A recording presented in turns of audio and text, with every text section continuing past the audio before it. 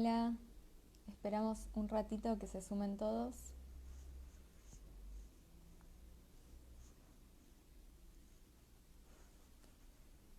Ahí está Crayones Color Piel. Hola, Vero de Arqueolab.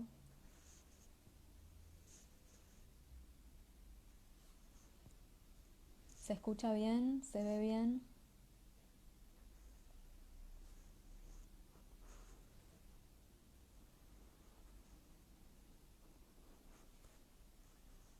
Dani de Arqueolab.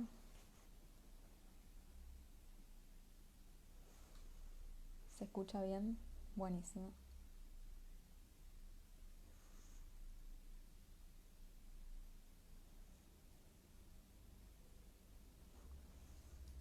Bueno, esperamos un poquito más.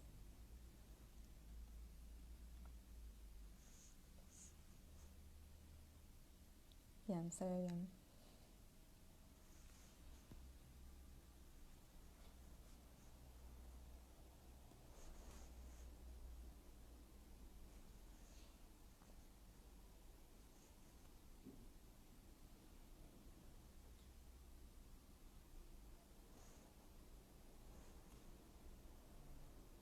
¿Estamos todos? Ya está todo el equipo de Arqueolab presente. Bueno, les voy contando, para los que no me conocen, yo soy Micaela, soy estudiante de antropología, soy parte del grupo de Arqueolab UBA y ahora la vamos a invitar a Laura Staropoli, también del equipo de Arqueolab, así empezamos a contarles un poquito sobre la idea de esta charla y sobre nuestra invitada de hoy. Así que bueno, ahora invito a Laura, si quiere sumarse. A ver.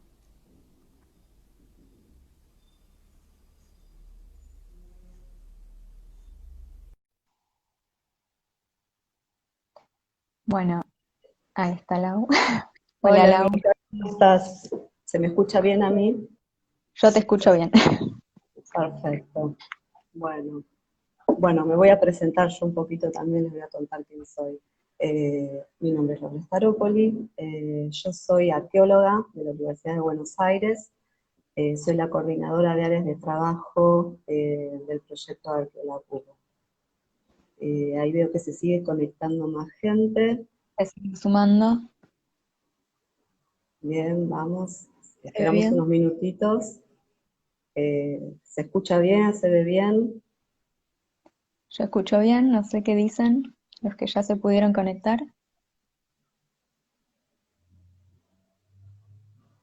Perfecto. Ya somos varios, pero podemos esperar un poquito más.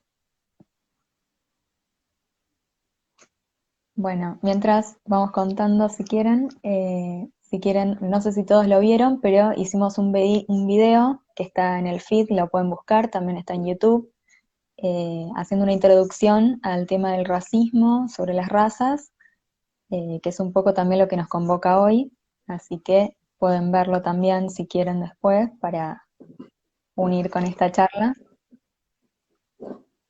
Bueno, les Sé que cuento un se escucha bien. poquito, sí, les cuento un poquito cómo surge esta idea de la charla y cómo surgió también la idea del video que Micaela grabó y estuvo circulando por las redes. Como ustedes bien saben, todos los acontecimientos que se están dando a nivel internacional en contra de las protestas, en contra de la violencia y del racismo, pero no solo a nivel internacional, sino también a nivel nacional, porque hemos tenido episodios también de violencia hace unos días atrás contra las comunidades originarias.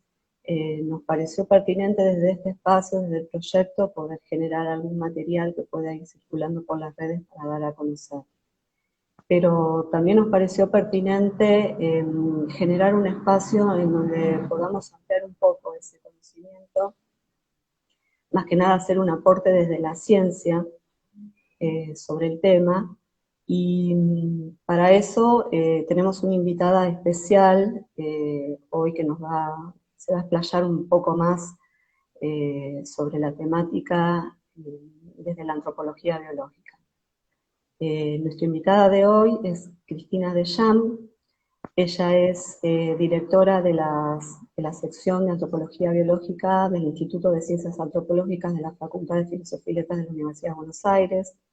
También se desempeña como profesora asociada en la Cátedra de Antropología Biológica y Paleoantropología de la misma casa de estudios, y además cuenta con más de 30 años de trayectoria en investigaciones desde la antropología biológica y lo que tiene que ver con la genética de poblaciones, que es una genética de la cual ella es especialista y que hoy se va a sumar a la charla de racismo y raza.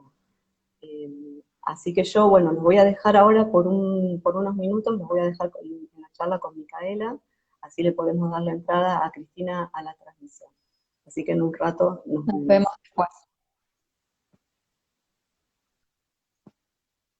Bueno, ahora la vamos a invitar a Cristina a que se una. A ver.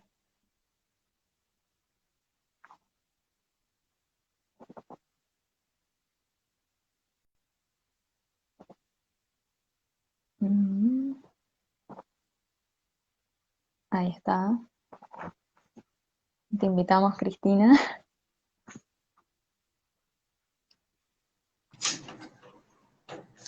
Ahora sí. Hola, Cristina, bienvenida. Muchas gracias. Bueno, como contaba Lau recién, a partir de estos hechos recientes que tuvieron bastante repercusión, también gracias a las redes sociales justamente, nos pareció que era una muy buena oportunidad para reforzar desde el conocimiento científico y la divulgación del conocimiento científico, ayudar a desterrar estos prejuicios, ¿no? Por eso es que te convocamos hoy, así podés esclarecernos algunas dudas. A mí me surgen un montón de dudas, en particular como estudiante de antropología, así que, bueno, te vamos... de hecho, les pido a los que tengan alguna pregunta, hay una opción que es un cuadradito con un signo de pregunta, pueden hacerme ahí la pregunta si quieren, porque ahora voy a desactivar los comentarios, así se ve bien la imagen. Bueno, muchas gracias por invitarme. Primero, si querés contarnos un poco de tu recorrido, porque bueno, empezaste desde la biología y cómo fue articular con la antropología biológica. Es un camino particular. Voy a confesar que de chiquita quería ser arqueóloga. Evidentemente no me animé, bueno, estudié bioquímica, quería hacer ciencia también, así que empecé a trabajar y trabajé muchos años en el Instituto Malbrán, que hoy en día está Hoy muy se escucha reconocido. por todos lados. Exacto, justamente en el departamento de virología, así que a raíz de, bueno, tuve beca con CONICET, trabajé ahí 12 años, y después de un tiempo nos fuimos a vivir con mi familia a Brasil, y al regreso me había quedado sin beca, dije, bueno, es la oportunidad para hacer algo de lo que hago dentro de la bioquímica, aplicarlo a la antropología y a la arqueología. Así que, por suerte, di con la cátedra del profesor Carnese, y con la sección de antropología biológica, donde tuve un espacio para empezar a desarrollar, digamos, algunos trabajos de los que venía haciendo. En comunidades originarias de Río Negro hicimos infectología, trabajamos con varias comunidades, en un estudio multidisciplinar que en ese momento Raúl tenía a cargo. Mañana va a ser un año que Raúl falleció, para nosotros fue una gran pérdida. Y fue un poco el que marcó, digamos, un cambio en el enfoque de la antropología biológica en la Facultad de Filosofía y Letras, ¿no? Donde introdujo este concepto de población, mucho menos tipológico, mucho menos, digamos, estricto en el sentido de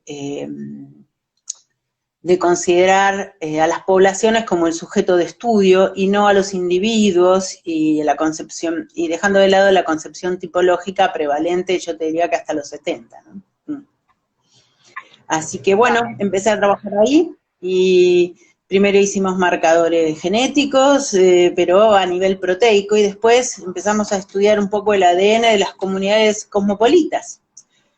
Y bueno, y después en todo caso les cuento un poco más, pero bueno, hace 20 años que empezamos trabajando y conociendo un poco la composición de la población argentina, y hace unos 15 años que trabajamos con el estudio de poblaciones nativas que habitaron nuestro territorio, para comprender el proceso digamos, de poblamiento y para ver la continuidad, o sea, cómo la gente sigue estando en estos lugares, aunque quizás no la identifiquemos. Ahora te vamos en un ratito a hacer más preguntas en relación a la diversidad, pero primero hablemos un poco de lo que nos convoca hoy, ¿qué es el racismo? Bueno, a ver, yo hoy estuve pensando, ¿no? Y dije, bueno, ¿qué es el racismo? Yo tenía, digamos, una idea, pero quería definirlo, o sea, de alguna manera. Y cuando uno busca qué es el racismo, uno encuentra que hay gente que dice que es una ideología, que hay gente que dice que es una teoría, hay gente que dice que es un sentimiento de odio, hay gente que dice muchas cosas. Levi Strauss decía que era, digamos, algo así como la sensación de que el grupo al que uno pertenece, en ese momento se habla de raza, vamos a entrecomillar siempre que diga raza, por favor, y que es el sentimiento de sentirse superior al resto por una cuestión, sobre todo biológica, de aspecto, que va de la mano de lo cultural en general, ¿no? Así que el racismo en general se puede definir como el rechazo al diferente, el odio al otro, al que es, digamos, que tiene alguna característica que nos parece, digamos, que lo diferencia de nosotros y que esa característica, que en general son los rasgos de color, que es lo que más salta, el color de la piel, digamos, es lo que hace que al otro, digamos, lo consideremos inferior, considerándonos en general superiores los que estamos siendo racistas, digamos. Claro. Tanto en el videíto que habíamos armado desde Arqueolab, como vos bien dijiste recién, no hablamos más de razas. Pero si no existen las razas, ¿cómo podemos definirnos biológicamente? Bueno, primero voy a recordarles a todos que somos primates, ¿está bien? Y en Buena- esa gran familia, en esa gran familia de los primates, somos de los primates menos diversos. Quiere decir que somos muy parecidos todos los seres humanos en general, digamos. ¿Qué quiero decir con esto? No es que no existan diferencias, sino que esas diferencias son mínimas con respecto, por ejemplo, a los chimpancés que habitan entre el este y el oeste de África. En cambio, nosotros que tenemos una distribución geográfica pan mundial, digamos, ¿no? Estamos en todos los continentes, en todas las latitudes, somos muy, muy parecidos unos humanos de los otros. Bien, Así que desde el punto de vista genético es muy difícil delimitar la existencia de grupos humanos diferentes estrictamente de otros. ok. Y ahora me surge una pregunta que seguramente como profesora puede ser que te la hayan hecho muchos alumnos, y es, si podemos definir las razas de los perros, ¿por qué no podemos hacerlo en los humanos? Bueno, a ver, primero vamos a decir que las razas en los perros son selección artificial, si nos acordamos de Darwin un poquito. Los criadores en general tienen estándares para los individuos que intentan vender digamos, con el fenotipo de una raza. Con lo cual, aquellos individuos que salen del estándar del criador, en general son eliminados del grupo que es, digamos, de la cría, digamos, para mantener las características de determinadas razas de perros. Obviamente eso no pasa en humanos. No hay, digamos, una delimitación de todos somos interfértiles, como digo siempre, uno se puede reproducir si tiene ganas con el que quiera de cualquier lugar del mundo, ¿está bien? En cambio, hay una búsqueda deliberada de determinados estándares en los criadores de razas caninas.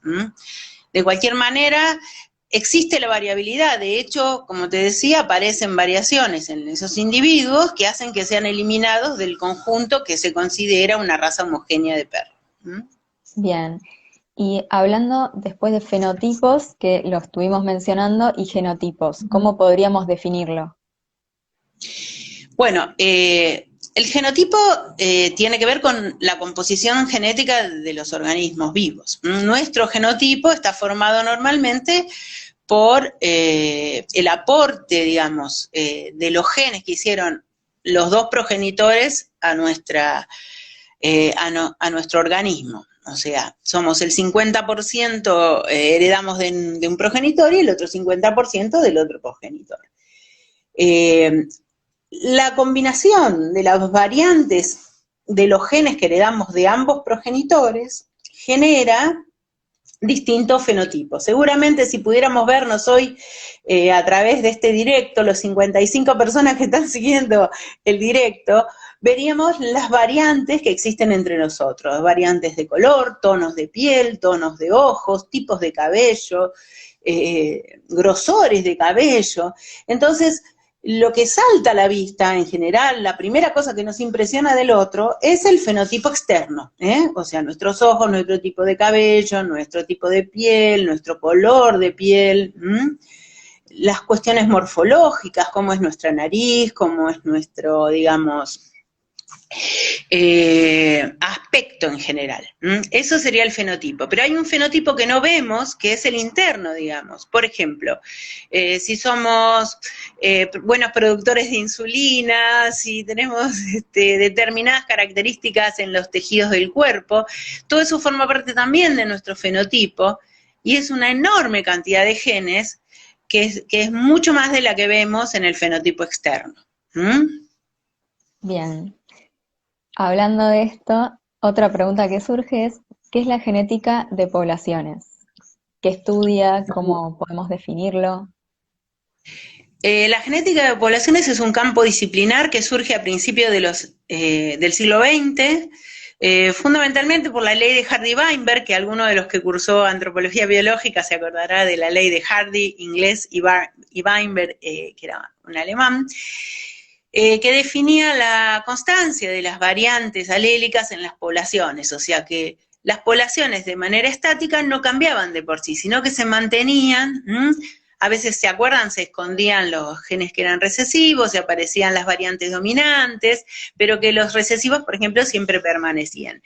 Esta ley dice que, bueno, que mientras que no haya, digamos, factores microevolutivos afectando a las poblaciones, esto sería una constante, digamos, o sea, las diferencias alélicas entre los individuos no desaparecerían, sino que los genes se mantendrían en frecuencia constante. Esto, digamos, en las poblaciones humanas no se da. Los humanos somos, por ejemplo, muy curiosos, somos muy migrantes. Desde el inicio, digamos, el surgimiento de los Homo habilis, hemos tenido muchas migraciones y muchos cambios a lo largo de toda la gesta, digamos, filogenética hominina, como se dice ahora, y somos el resultado de muchos años de evolución, y en particular el Homo sapiens, surgido hace unos 200, ahora se dice algo de 300.000 años, ha surgido muchos caminos, digamos, ha sufrido además muchas adaptaciones en esas migraciones, que dan que como producto final dan los fenotipos que tenemos, por ejemplo, a nivel continental. Bien. ¿Y el genoma, cómo podemos describirlo?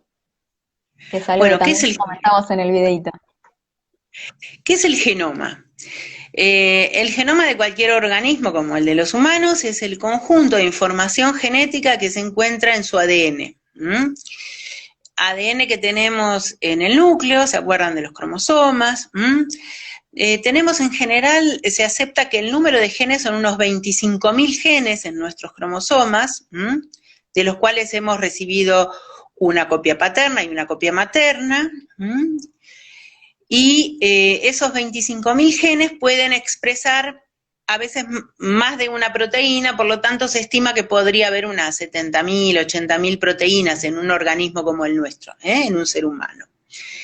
Entonces el genoma humano, cuyos primeros resultados salieron en el año 2000, una de las primeras cosas que describieron, en ese momento Craig Venter, junto estaba el presidente Clinton, dijeron que todos los humanos éramos iguales, teníamos un genoma muy, muy parecido todos, ¿eh? Y eso se dijo en la primera conferencia de presentación del genoma humano.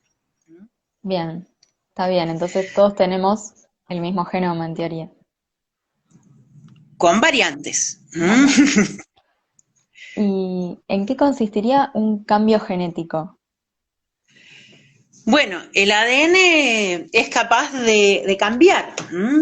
Los cambios en el ADN se llaman mutaciones, ¿está bien? Para que una mutación persista en la descendencia, normalmente esos cambios se tienen que dar en las células germinales, o sea, tienen que aparecer en los óvulos o en los espermatozoides. Esos cambios se transmiten a la descendencia y a veces cuando hay un factor selectivo, si el cambio, por ejemplo, es positivo, ese factor selectivo hace que ese cambio que ocurrió en general en alguna letra o en alguna porción del ADN, se fije en la descendencia porque tiene, digamos, los individuos que portan el cambio, se van a reproducir más que los que no lo portan, por ejemplo. Entonces eso da una ventaja evolutiva que hace que la mutación se fije rápidamente. Las mutaciones son al azar, son espontáneas y no ocurren, digamos, no son determinísticas. Sí, el ambiente va a determinar cuáles son beneficiosas o cuáles no. Bien, y era algo que también tiene mucho que ver con la temática general de esta charla. Biológicamente, ¿dónde reside la verdadera diversidad? Bueno, como te dije antes, somos la especie menos diversa, pero también somos muy diversos. ¿Por qué? Porque, por ejemplo, los genes que están involucrados en el color de la piel son alrededor de 70 genes. Fíjate que no es una característica monogénica, o sea, hay un montón de genes involucrados en determinar la producción de melanina, que es lo que da la oscuridad a la piel, el tamaño de los gránulos de melanina, cuán sensibles somos a la luz, por ejemplo, para incrementar cuando nos exponemos al sol. Entonces, si uno mira dentro del genoma, no un lugar, sino, fíjate que para la piel tendremos que mirar 70 lugares para entender el color de piel que tenemos. Y eso a veces, interaccionando con el ambiente, te da una enorme variabilidad, solamente para la característica del color de la piel. Tenés que pensar que, por ejemplo, hay variantes en la molécula que lleva oxígeno, que es la hemoglobina, en un montón de poblaciones. O sea, cada uno de esos 25.000 genes puede tener pequeños cambios que son azarosos y que permiten a los organismos vivos, no solo a los seres humanos, adaptarse a los ambientes, a través de cambios beneficiosos. O sea, que se puede hablar de diversidad biológica, así como hablamos de diversidad cultural. Exacto. Bueno, hoy en día vemos, igual la biológica va surgiendo más lentamente, ¿no? Pero sí, podemos hablar, digamos, de una diversidad biológica, así como han ido surgiendo las distintos modos, las diversidades culturales, que a veces también se constituyen en el sustento para el racismo, ¿no? Cuando, por ejemplo, una religión se motiva, digamos, odios raciales. Claro. ¿Y qué técnicas específicas se utilizan para este tipo de estudios? Bueno, al principio del siglo XX se empleaban técnicas muy sencillas, van de la mano de la evolución del conocimiento biológico, digamos. Fueron cambiando. Claro, lo primero que se estudió eran los grupos sanguíneos. Alguien se dio cuenta que los glóbulos rojos tenían características en sus proteínas de membrana que hacían que uno rechazara una transfusión, por ejemplo. Entonces, mirando si uno era grupo A, grupo B o grupo 0, se establecieron, digamos, las normas para las primeras transfusiones. Con la Primera Guerra Mundial eso fue un impacto, por ejemplo. A medida que fue avanzando, digamos, las técnicas biológicas, también fueron avanzando las técnicas y la aplicación de ese conocimiento a la antropología y a describir la genética de poblaciones humanas. Distintos marcadores se usan, después si querés comentamos. sí. A ver, pensaba en la palabra haplogrupos, que es algo que estuvimos escuchando y queremos saber de qué se trata.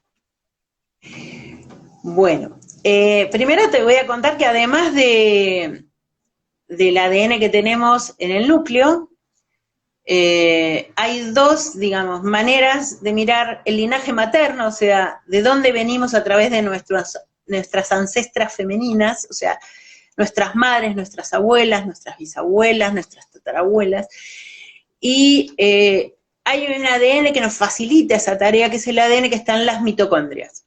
Las mitocondrias las transmite habitualmente el óvulo. Entonces, el óvulo que nos ha generado lleva las mitocondrias de nuestra madre, pero a su vez lleva las de nuestra abuela, las de nuestra tatarabuela. Entonces, podríamos decir que un haplogrupo es un conjunto de características genéticas básicas que nos permite definir el origen continental de lo que sería nuestro linaje materno. Es muy útil para el seguimiento de la evolución humana y de la comprensión de procesos evolutivos más o menos rápidos. El ADN que está en la mitocondria es un ADN chiquito, cortito, fácil de estudiar y además muta bastante rápido y nos permite, digamos, caracterizar a nuestros ancestros femeninos. Esas características agrupadas nos dan haplogrupos. Esto me recuerda al concepto de Eva mitocondrial que estudiábamos en antropología biológica. Sí. Muy bien, muy bien. Eso me acuerdo. Bueno, básicamente a partir de todo esto que nos contás, podríamos afirmar que no existe la superioridad a partir de las distintas tonalidades de piel, ¿no? Básicamente. Absolutamente, de acuerdo. Es más, la genética de poblaciones habla de clinas, o sea, de degradez, podríamos decir, de variación clinal. O sea, uno lo que ve en los tonos de piel es que en las zonas ecuatoriales, por ejemplo, están, digamos, los tonos de piel más oscuros, que son los que resisten, por ejemplo, el ultravioleta, que si no nos daría cáncer de piel. Claro, o sea, está relacionada a adaptaciones climáticas y ambientales, ¿no? Exacto, formas de narices, o sea, hay un montón de cuestiones que tienen que ver con las adaptaciones al clima y a los ambientes que los humanos fuimos de a poco colonizando, podríamos decir, como una especie invasora casi. Y sobre el tema de los haplogrupos que venías contando, ¿cómo se hace el estudio? ¿Es complicado? ¿Es simple? Mirá, actualmente, inicialmente nosotros buscábamos alguna característica en una región del ADN mitocondrial que era típica de, por ejemplo, los 4 haplogrupos o linajes nativos americanos, que son A, B, C y D. Y se llaman así a pesar de ser los últimos en haber surgido, porque fueron los primeros descriptos. De hecho, el haplogrupo madre de todos los haplogrupos mundiales es el L0, que es el haplogrupo africano original. Nosotros buscábamos una mutación puntual y era muy sencillo. Tomábamos un poquito de ADN, podría ser de la boca o de alguna muestra sanguínea, se purifica el ADN y se fotocopia, digamos, a través de la famosa técnica de PCR, que gracias al COVID ahora salió en todos los noticieros. Es una técnica que amplifica una parte del ADN específica y que nos permite ver si está presente la mutación típica de cada uno de estos haplogrupos o linajes. Es decir, en este estudio se podría saber si tenemos un haplogrupo afro o originario, por ejemplo. Exacto. Es útil también para estudiar el tema de la identidad de distintas colectividades, para analizar el linaje, ¿no? Bueno, nosotros te diría que desde la antropología no aceptamos que lo biológico tenga que ver con la identidad. Lo biológico tiene que ver con la cultura, con dónde te criaste, con quién viviste, o sea, de hecho la biología te puede ayudar a comprender, por ejemplo, tu origen,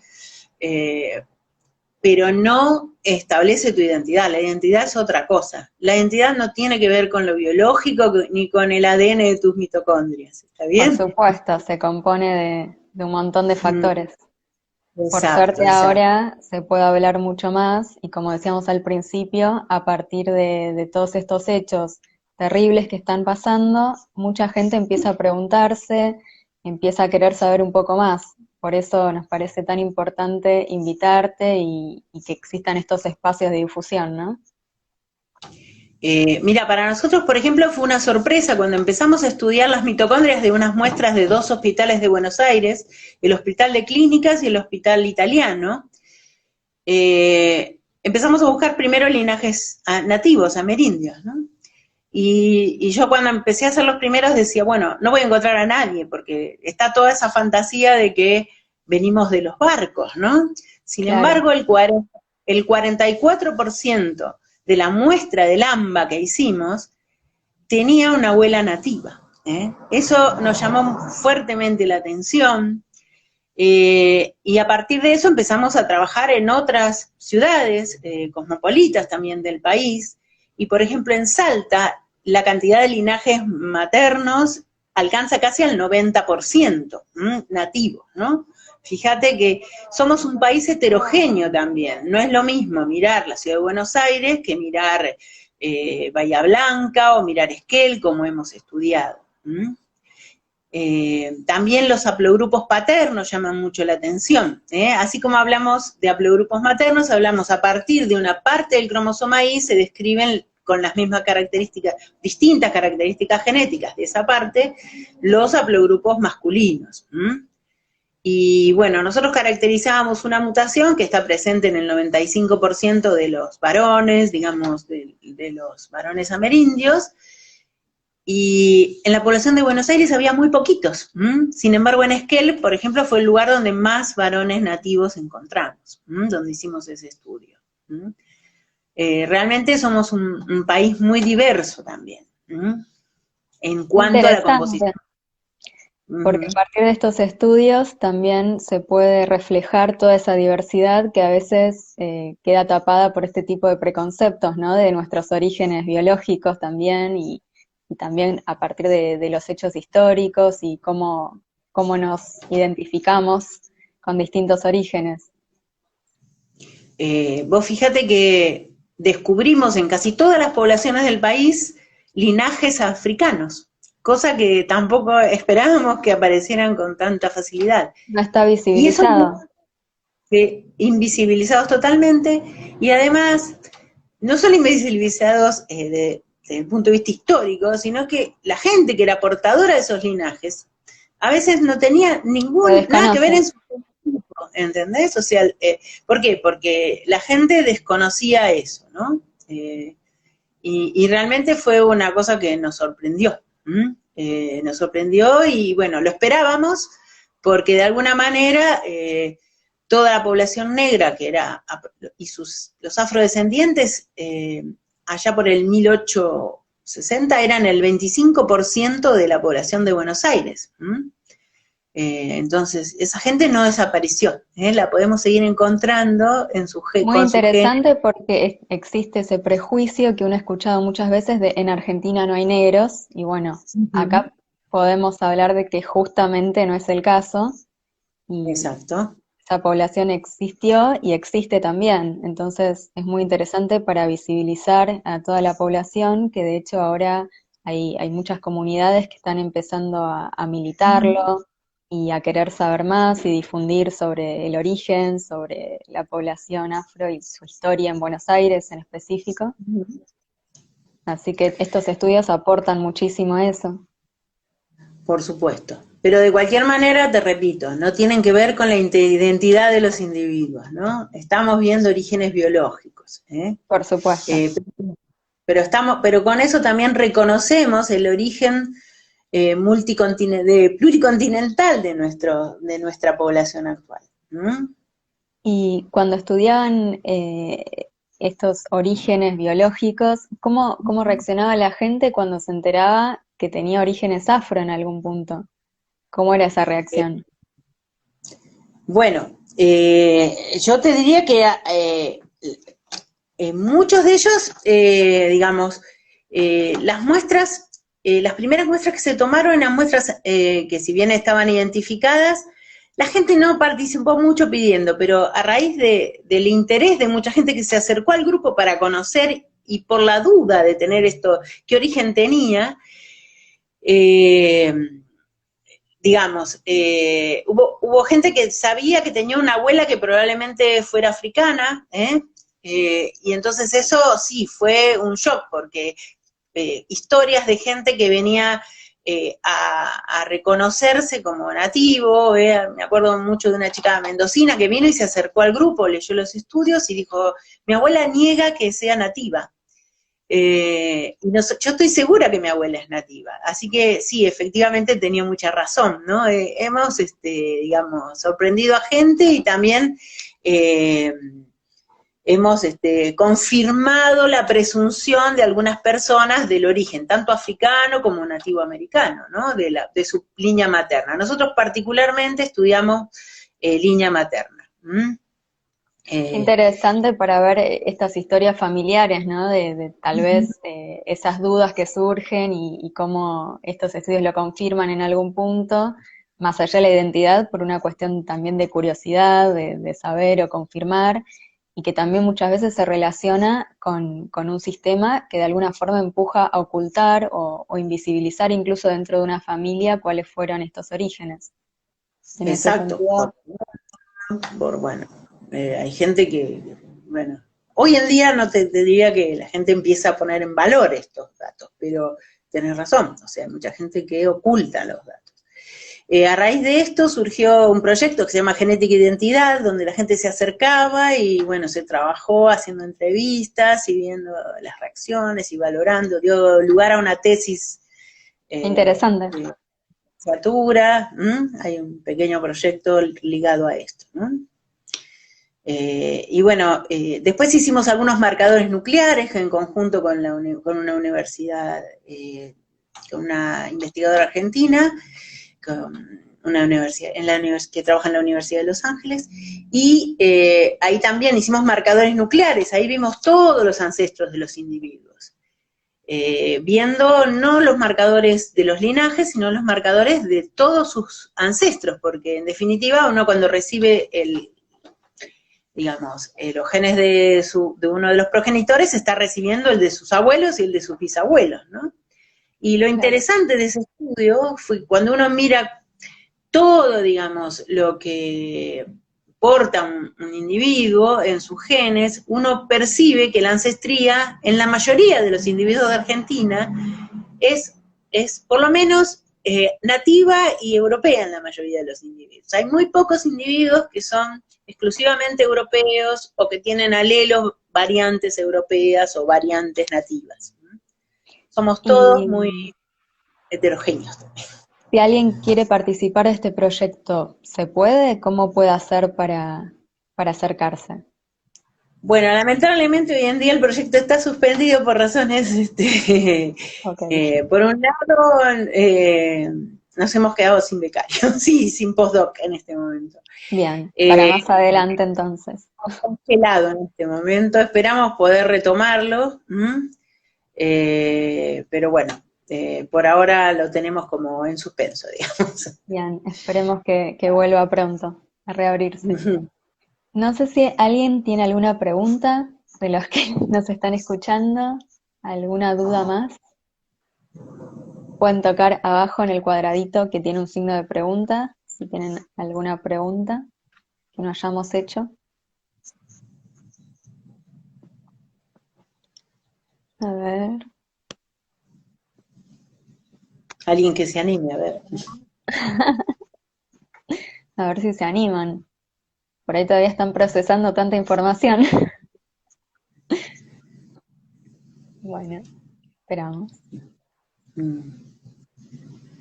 A ver, vamos a habilitar los comentarios que tal vez ahí se animan un poco.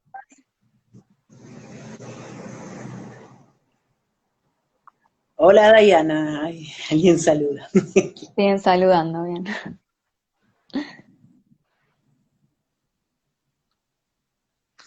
A ver, ahí saludan. Ahí tengo una amiga que está escuchando también. Hola, Ana.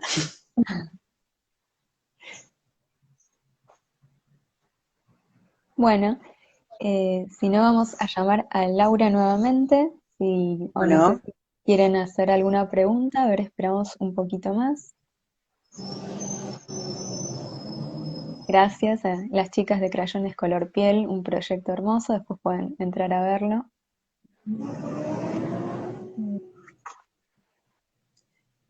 no le quedó Acá, claro qué es el haplogrupo. A ver, voy a intentar explicarlo. El haplogrupo está definido por un conjunto, digamos, de características genéticas, o sea, lo que buscas son cambios en el ADN que van definiendo un linaje. Por ejemplo, esto yo siempre lo comparo con cuando uno escribe un manuscrito. La Eva mitocondrial, que surgió en África hace unos 200.000 años, se acuerda acá seguramente Micaela, había escrito una carta que era su ADN mitocondrial. Entonces, esa carta, digamos, es copiada y cada vez que se copia, o sea, cada vez que hay un evento reproductivo, se pueden producir errores.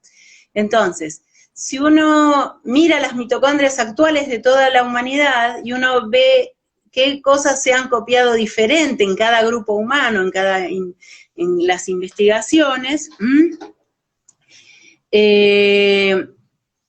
entonces, digamos, uno lo que hace es seguir para atrás y va viendo y va definiendo grupos de individuos caracterizados por distintos cambios en su ADN mitocondrial o distintos cambios en el ADN de su cromosoma Y si lo que estoy mirando es un haplogrupo masculino y no femenino. Y eso define un linaje y que se puede seguir con las migraciones de los Homo sapiens y en particular de las mujeres, ¿no? A través de los continentes. A ver, había una pregunta ahí que por ahí se acá podría hay contestar. una pregunta en relación a los resultados y la comunicación en comunidades indígenas. Bueno, en las comunidades indígenas se comunicaron todos los resultados, o sea, las que hicimos, o sea, la gente recibió un informe.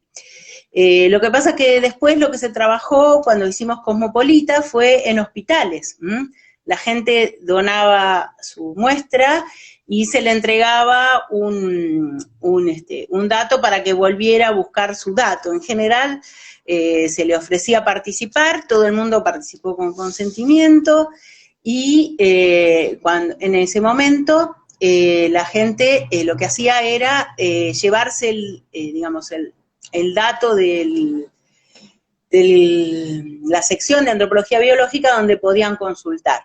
Pero bueno, la instancia de donar sangre era una instancia que nos facilitaba la comprensión. La verdad que no hubo mucha gente, pero sí toda la gente que se acercó para investigar sobre sus orígenes tuvo, por supuesto, la devolución y se le informó, digamos, de manera escrita, y en el Claro, proyecto de genética y identidad se le hizo una devolución con una entrevista. acá hay otra pregunta de Cristina Staropoli. Como editora me interesa la definición de racismo y si la definición del término está unida al concepto de odio, hacia, por ejemplo, los negros. Esa es la pregunta. Tiene que ver con la Quizás, definición de racismo.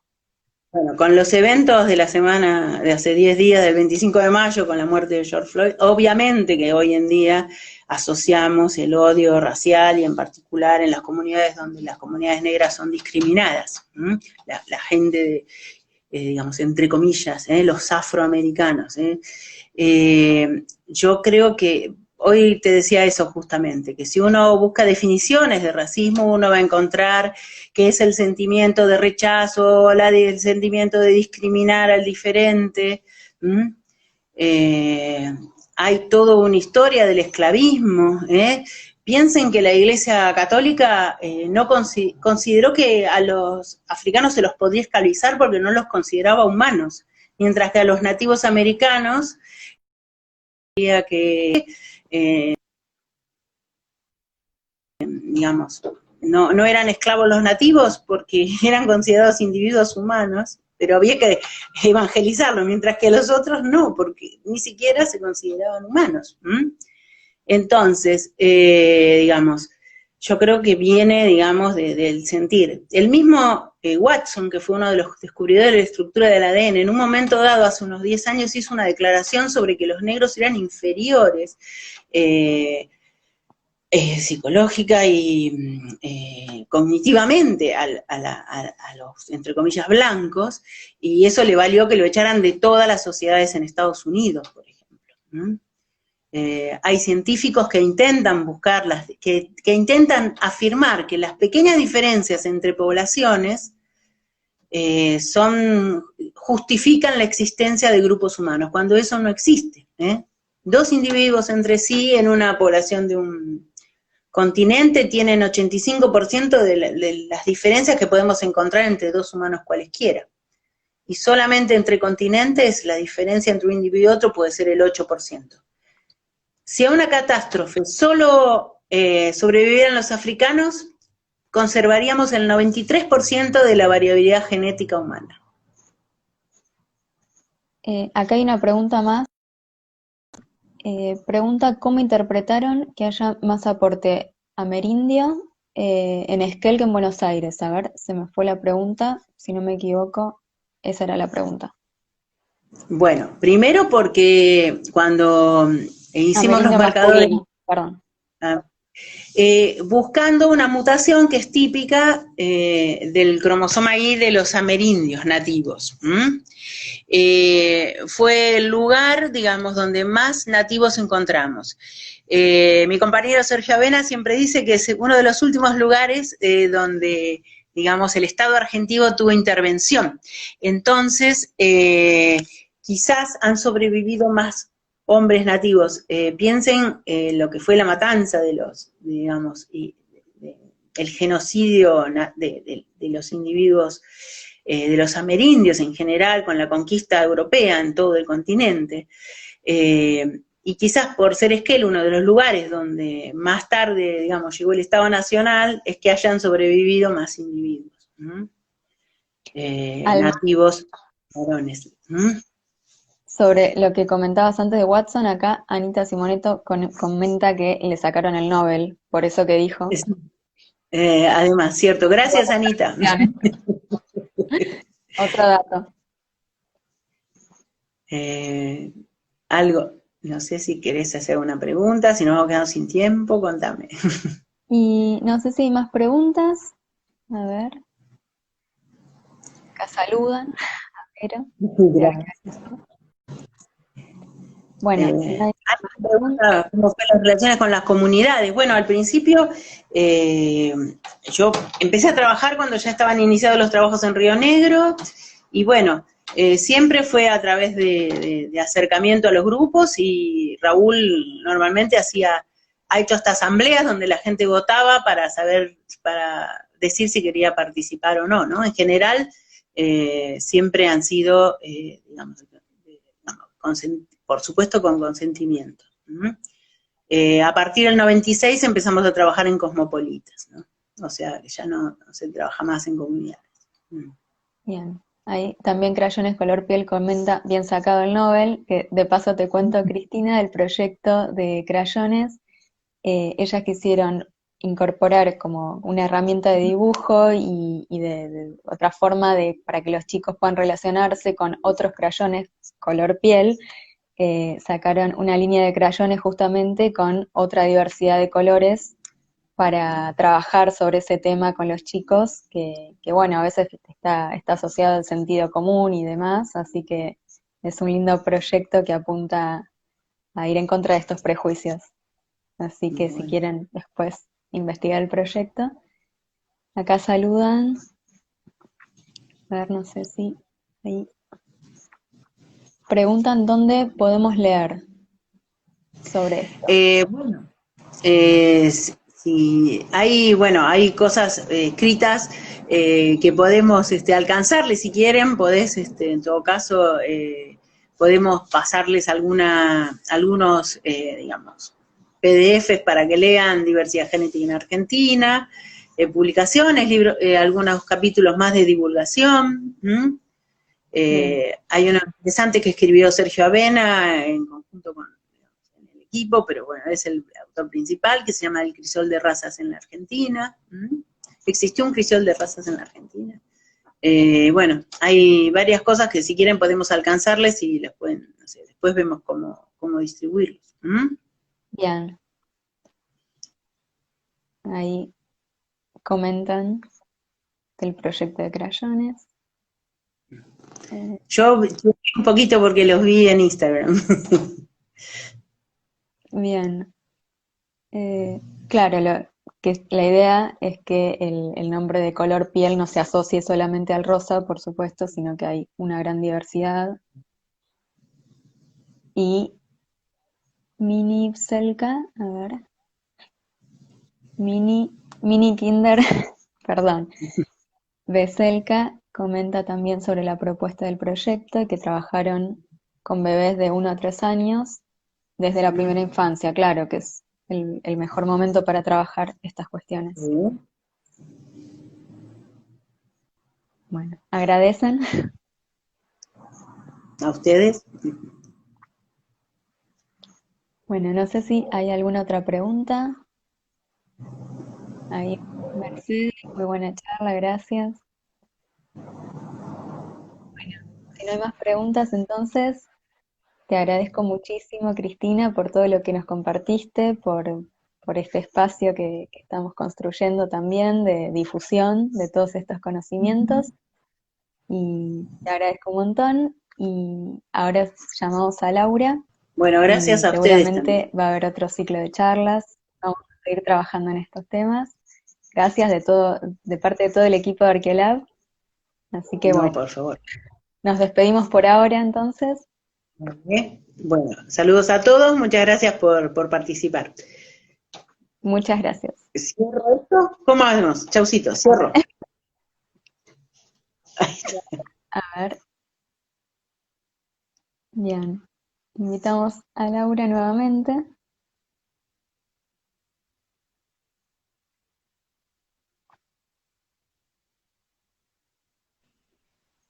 Bueno, Hola, Laura, acá volvimos. nuevamente.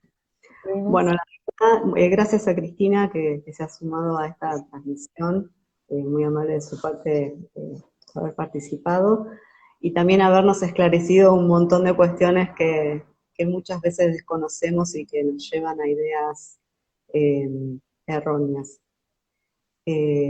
No sé, Mica, si querés comentar vos algo más sobre la charla.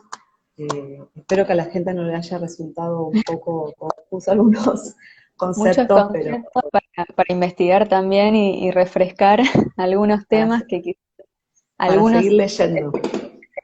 o incluso algunas cosas nos suenan y es interesante para volver sobre esos conceptos y relacionarlos a la diversidad cultural, que es lo que estuvimos hablando.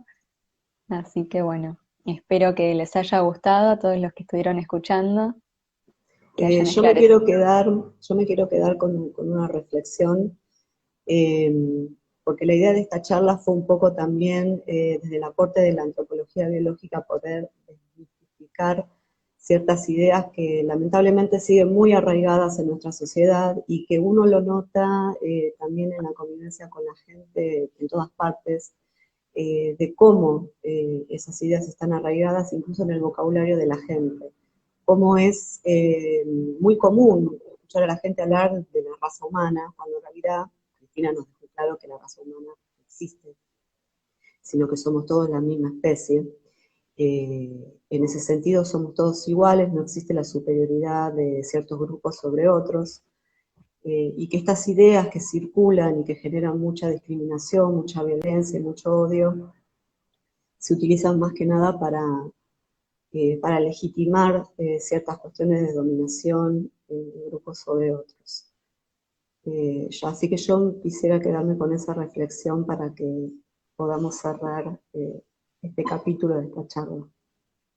Así es, Así. así que bueno, seguiremos con otras charlas y otros videos, así que estén atentos. Muchas gracias a todos los que participaron y se unieron. Y muchas Les agradecemos a todos por haber participado de esta transmisión y también de paso le vamos a comentar que vamos a seguir con este ciclo de charlas en las próximas semanas. Ya van a ver que por las redes va a estar circulando la información. Y bueno, cualquier duda y cualquier comentario que nos quieras hacer, estamos en Instagram, en Facebook, también en YouTube hemos subido varios videos. Así que les agradecemos a todos por haber estado ahí, por habernos acompañado. Así que bueno, gracias y Muchas hasta la gracias a próxima. todos. Hasta la próxima.